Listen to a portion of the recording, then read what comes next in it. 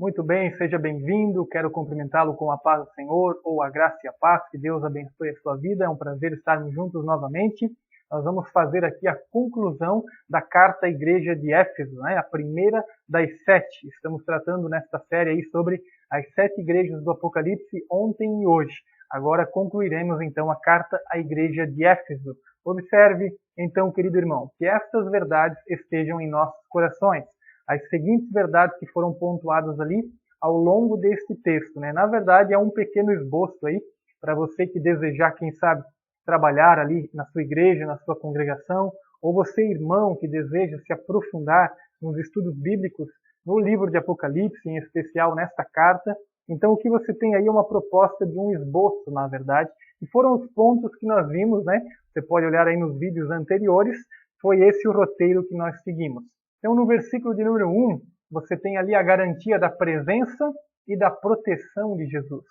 Então, o Senhor Jesus, ele anda no meio da sua igreja, né? Ele cuida, ele protege a sua igreja.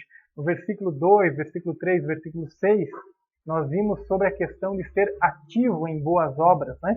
Os irmãos da igreja de Éfeso, eles faziam muitas obras, faziam boas obras, mas o problema deles foi o abandono do primeiro amor. Mas eles foram muito elogiados, né? Por serem perseverantes, por fazerem boas obras, pelo trabalho que eles tinham, também pelo combate às heresias, aos falsos mestres, às obras detestáveis dos nicolaítas. Então, os irmãos de Éfeso, eles foram elogiados. Assim somos nós hoje. Nós fazemos boas obras, né?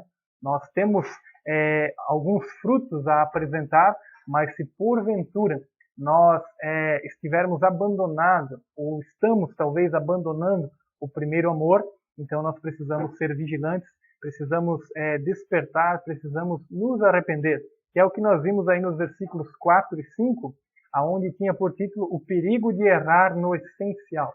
O essencial é esses atos de amor, é aquele primeiro amor fiel ao Senhor Jesus Cristo e desejoso de tornar Cristo conhecido no mundo, ser luz para este mundo, né? E os irmãos de Éfeso acabaram abandonando esta prática e ela pode ainda ser também uma realidade em nossos dias, este abandono do primeiro amor. Então, que nós possamos voltar a este primeiro amor. Lembra que vimos sobre aquela atualização, né? Voltar àquele ponto de onde caímos, aquelas obras de amor, aquele amor pelo Senhor Jesus e pelo anúncio do seu evangelho, né? Então, esse é o perigo, às vezes, de errar no essencial. E o versículo 7, aquele convite a ouvir e obedecer. E se nós ouvirmos e obedecermos, então nós temos aí uma grande promessa sobre a nossa vida, né? De sermos vencedores. Então, nós vimos lá no versículo de número 7, ouvindo e vencendo em Cristo, né? Ainda mais algumas aplicações para a nossa vida, para as nossas vidas. Observe aí. Há muitos paralelos entre a igreja em Éfeso e a nossa situação hoje. O problema da heresia é ainda maior em nossos dias. Lembra que esse era um ponto lá, lembra dos nicolaítas, né?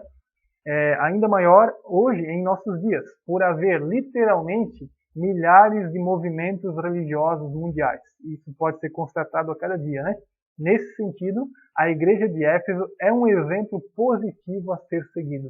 Eles eram ortodoxos, eles mantinham a doutrina correta, eles estavam ligados com a doutrina bíblica e a doutrina, né, até mesmo histórica, né, eles estavam embasados nas doutrinas dos apóstolos. Certamente eles foram elogiados por isso, de modo que quando começaram a penetrar ali os falsos mestres, aquelas doutrinas, né, errôneas, eles logo então colocaram isso à prova e rejeitaram aquele tipo de doutrina. Então eles são elogiados por isso e são um exemplo nesse sentido a ser seguido por nós também. Como Éfeso, precisamos perseverar em meio à perseguição e aos falsos mestres. Precisamos aprender a pôr à prova. Lembre, a experimentar, provar, né?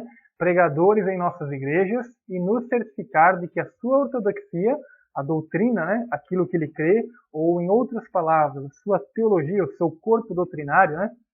Certificar de que a sua ortodoxia é saudável. Então isso é muito importante, esse exercício, mas esse não deve ser certamente um exercício feito em arrogância, em violência, de forma mal educada, não, com amor, com preocupação, com cuidado, com educação, né?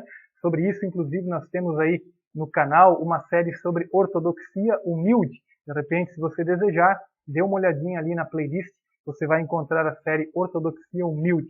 Então, pôr à prova deve ser feito com amor, como se usa a expressão aí por Joshua Harris, no livro Ortodoxia Humilde, deve ser feito esta prova com lágrimas nos olhos, né? Então, deve ser feito dessa forma, com muita misericórdia, com muito amor, mas sim, devemos batalhar pela verdade de Deus, certamente.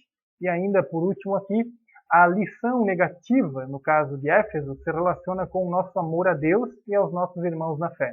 Se por um lado, não está aí em tela, eu estou falando aqui agora a você, se por um lado nós temos o exemplo positivo de ser perseverante, de batalhar pela fé, né? Nós temos esse exemplo para trazer aos nossos dias, de pôr à prova os falsos mestres. Também com Éfeso nós temos um exemplo negativo, que é em relação ao nosso amor a Deus, nosso amor a Cristo e aos nossos irmãos. Então, eles erraram nesse ponto e nós devemos então vigiar.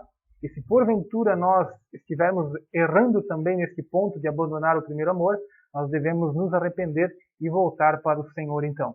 Assim como no relacionamento marido e esposa, como exemplo, né? De que adianta dizermos que amamos a Deus quando ele tem pouca prioridade na nossa vida e preferimos as coisas desse mundo às de Deus, né? Então, isso é um detalhe importante. Se o marido ama sua esposa, ele vai cuidar dela, ele vai zelar dela, ele vai mostrar isso com palavras, com gestos, com atos, né? E não puramente, entre aspas, da boca para fora. Então, esta é uma atenção que todos nós precisamos procurar, devemos procurar ter. Jesus foi bem taxativo, bem direto. Ninguém que ponha a mão no arado e olha para trás é apto para o reino de Deus. Jesus está falando aqui do custo do discipulado, do custo de segui-lo, né? Aquele que quiser seguir a Jesus Cristo, e o símbolo aqui é um símbolo ali do campo, né? Então, aquele que coloca a mão no arado, ele não pode olhar para trás, né? Ele precisa permanecer olhando adiante. Assim, Jesus compara aquele que começa a segui-lo. Ele não pode voltar para trás, ele não pode, por aplicação aqui, ele não pode mergulhar na cultura, ele não pode, né, abandonar as boas obras ou os atos de amor, né? Ele precisa, na verdade, permanecer avante, ele precisa continuar avançando, ele precisa continuar amando o Senhor Jesus e anunciando a sua verdade. Deus quer, diz aqui, Deus quer o nosso todo, não apenas uma pequena parte da nossa vida, mas ainda ele requer uma atmosfera intensamente familiar em nossas igrejas, a comunhão, né?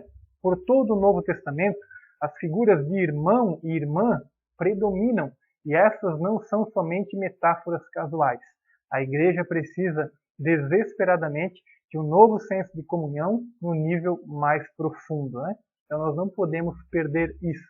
Nós não podemos perder esse amor pelo Senhor Jesus e essa comunhão, essa fraternidade com os nossos irmãos. Isso fará certamente toda a diferença, amém? Então aqui nós estamos chegando à conclusão, agora ao final, então, da carta à igreja de Éfeso. Que Deus venha a nos ajudar, né? Que Deus venha a dar graça, que nós possamos avançar, que nós possamos seguir firmes, que nós possamos sim provar os ensinos errôneos, provar no sentido colocá-los à prova, né? Que nós possamos rejeitar esses ensinos errôneos, mas que nós possamos fazer isso sem perder o nosso amor, sem perder o nosso amor ao Senhor Jesus, aos irmãos e a proclamação do Evangelho. Amém? Que Deus abençoe a sua vida. Essa conclusão, ela teve uma participação aí da referência, né? Na referência aí do Grant Osborne, teve uma participação aí nessa conclusão. E nós chegamos aqui ao fim, então, desta primeira carta, que é a carta à igreja de Éfeso. Nós ainda veremos sobre Esmirna, Pérgamo, Tiatira, Sardes, Filadélfia e Laodiceia, aonde fecharemos então as 7 igrejas, tá certo? Que Deus abençoe a sua vida, querido. Fique à vontade, se você quiser fazer algum tipo de comentário, estamos aí para tentar ajudar de alguma forma, tá certo?